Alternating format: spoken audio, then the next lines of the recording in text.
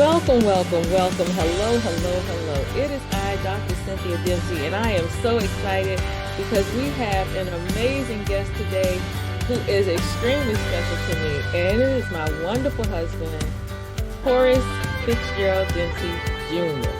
Yes, he is our guest on today's All Things New, our InKNOWvators series.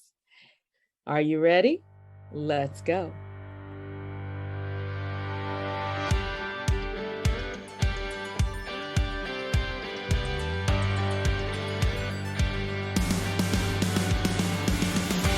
Be a chaplain, and I signed up for the chaplain program, and I got a direct commission as a first lieutenant, and that's what started me to changing over from enlisted to officer. And I went from the National Guard to the reserves now, and went to candidate school, and then I became an officer. And then shortly after, God opened the doors for me to finish and become a chaplain in the United States Army Reserve, which I am still a chaplain and a captain. I'm in the IRR right now. And here's, of course, that is the extremely abbreviated version of the journey. But I think that I had an opportunity to attend a function that was for chaplains and their wives and those who were going through it.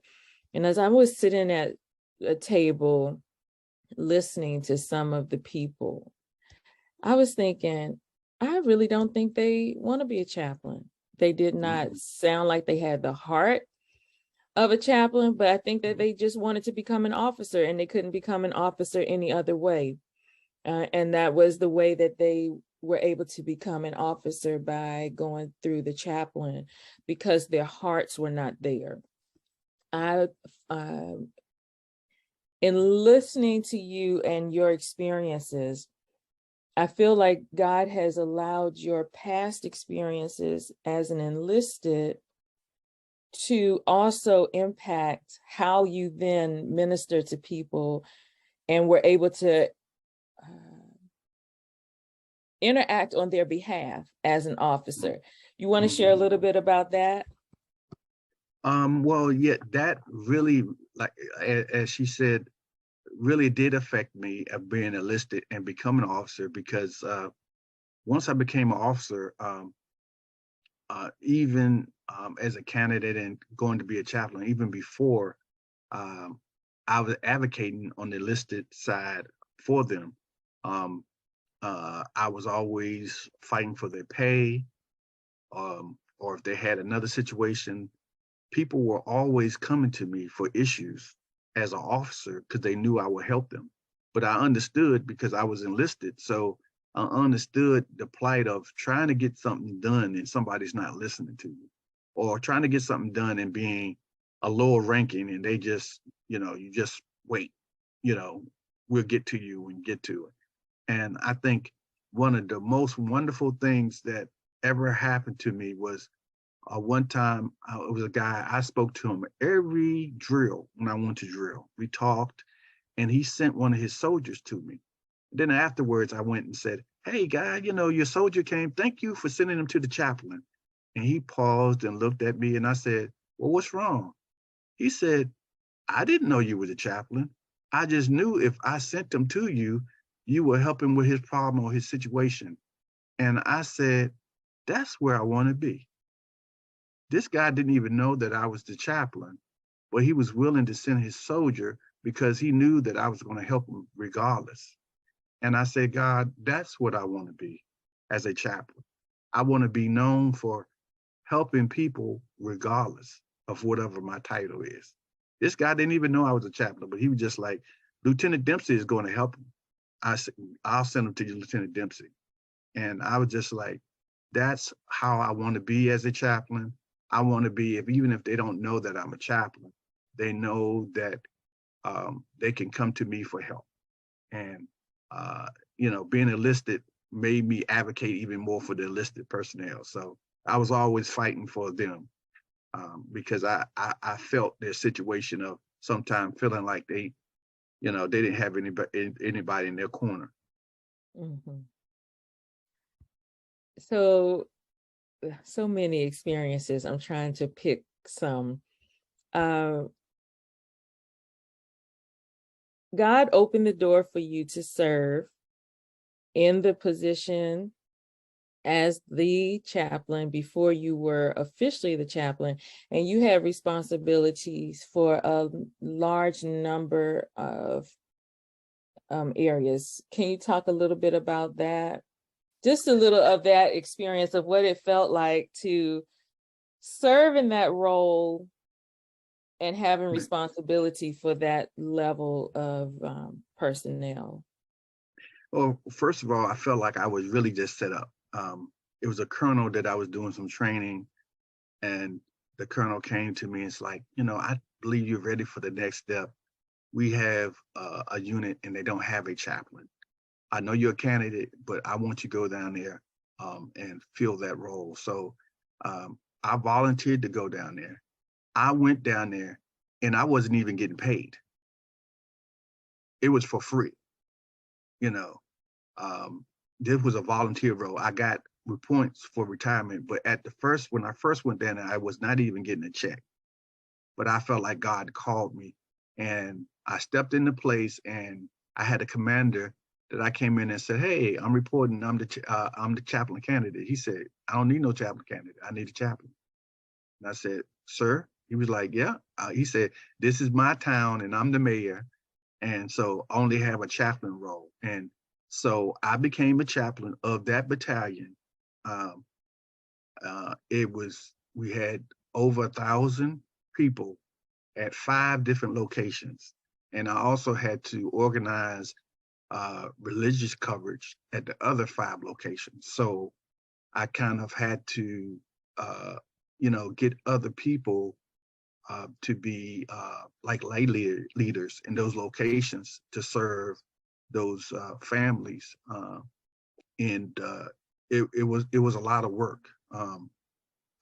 I did a lot more than a candidate. I became the chaplain for that battalion, and it was wonderful training. It was wonderful experiences, and I really, really understood how pastors experience things. I really start to really appreciate my pastor, because I really didn't understand, and so a lot of people won't understand because too they become somebody in that role as a pastor, but just the mere of feeling like sometimes you're by yourself as you serve the people, and how people run from you because the pastor's coming, what I did last night, and stuff like that. So it just really opened up doors for ministry and training.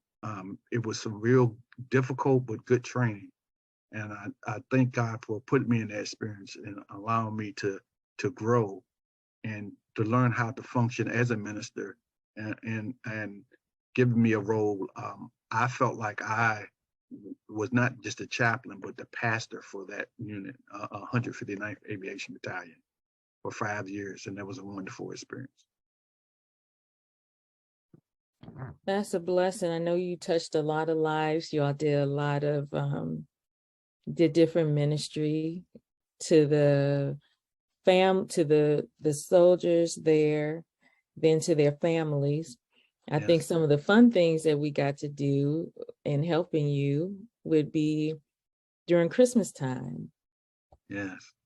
Uh, Yeah. They're doing Christmas time. My family would get to Toys for Tots. Is a great program. It's a Marine Corps program, but we got to go and get the toys for our units, parties. And my wife and the girls just love us going to get the toys, sorting out the toys, presented toys, and the kids just having such a wonderful time at Christmas time with those wonderful gifts. It was a blessing. Every year, every unit that I was in, I did it. And it's always been a joyous time to be able to bless others through that program. yes. And I love the Lord, how he sends us places at one season of life. And then we realize later that, there's something else that's going to happen. So even kind of jumping out of order with you, but you were down in a particular area where you were serving. And now years later, our daughters are attending university a little down in one of the areas where you were able to minister to some of those who were stationed at your unit. Yeah. So I just think that was how the Lord honored your service, even in that all those years of you going and being there and serving and traveling, that he knew he was laying up seeds that would bear fruit, not only in your life and in the soldiers' lives, but then also in your children's lives, because you showed such kindness and dedication to those that you were serving. Yeah. And now, being a chaplain is a part of who you are. And you've gone into another area of chaplaincy, which want to tell us about that? Well, I am a chaplain currently at the George Washington University hospital. It's probably about 350 to 400 beds hospital, and I had the opportunity to serve as a hospital chaplain, which is a whole different mission for chaplaincy. Dealing with death and dealing with other issues at the hospital. But it's been a blessing. And as my wife said, where I was before, God was always training me for this different opportunity at the hospital. My training at Johns Hopkins University, I did a residency up there for this. Different chaplain positions that I had. I did a year at Arlington Cemetery as a chaplain. Yes. So I want us God to go has back to gave me that different part. roles. Yeah. And also as a hospice chaplain, I did, I'm still a hospice chaplain. I haven't done it in a while, but as a hospice chaplain, my wife one time said, well, do you like dealing with death? Because it seemed like you didn't do a lot of roles dealing. And I told her I really enjoy being with people and being with their journey.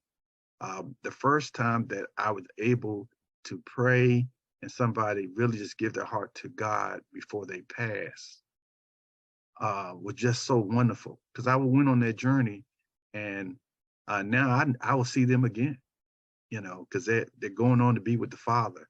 So I always tell people I never deal with people that's dying. I deal with them in their journey, because I believe their journey is never over. And so whether God raises them or they don't, I'm going to be with them in their final journey. Because I always believe that God's going to heal them, and I've seen them heal people. And even when the doctors had said that they were going to pass, they have lived, and the doctor said that shouldn't happen. And I said, yeah, but God. So I'm just honored to be in this role and serve God as the way He allows me. And as He continues to open up the doors, it's been a wonderful journey. Okay, so you mentioned two things. Your hospital chaplaincy, you had to do some additional training. So you talked about Johns Hopkins, and that was, you were there for, tell us why you were at Johns Hopkins, and then you were also at Bon Secure, right, and some others, but right, you were doing kind of two at one. It was a lot going on in yes, that season of our life. It was a lot. Yes. But tell us about that, and then we're going to go back to the other honor that you mentioned. So tell us about the hospital, and then we'll talk about the other one. Well, the hospital, Johns Hopkins, To be a hospital chaplain, you have to have 4 units and 4 CPE units of training, which is a little over a year, probably like a year. You can do it in a year, but it's usually a year and 4 months. Now, I had the first unit at Walter Reed Hospital, first unit CPE there, and I was working at Bon Secure in Baltimore as a chaplain there, and I decided I need to go ahead and get this other 3 units so that I could be qualified to be a staff chaplain at Bon Secure or one of the other hospitals. I needed that training because they allowed me to work as a hospital, but I wouldn't get this title of staff chaplain or full chaplain there unless I had the other units. So I decided to go ahead and register, and for a year I was a resident chaplain at Johns Hopkins full time, and I also was a full time at Bon Secure.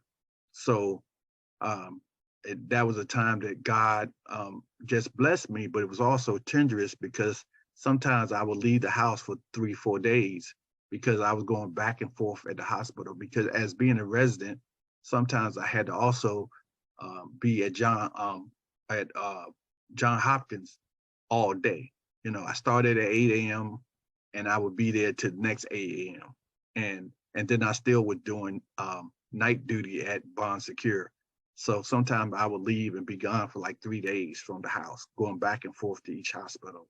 So God allowed me and gave me grace with my wife to do that. And I was just telling her, just like a doctor, I'm a chaplain resident. And so I had to do night duty, whatever they need me. And also, we also did a thing in the community. It was a real busy year, but God set us up for it. And it's a blessing to have that experience and that training. It is. God gives you the grace. Yes.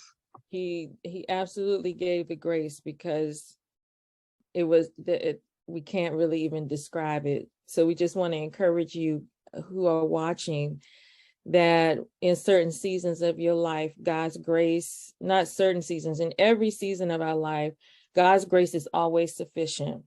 Yet he knows that there are certain seasons when he has to give us even more grace to be able to stay and stand in those places and positions that he puts us in. Well, thank you so much for joining us for today's episode. I pray that you have been inspired, encouraged, uplifted, challenged to continue to go forward by what you heard from Mr. Horace F. Dempsey Jr.'s interview today, his testimony of all that God has done for him.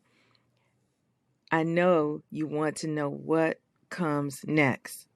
All right, to find that out, you're going to have to tune in tomorrow for part 4 of our interview with this anointed man that I love so very much.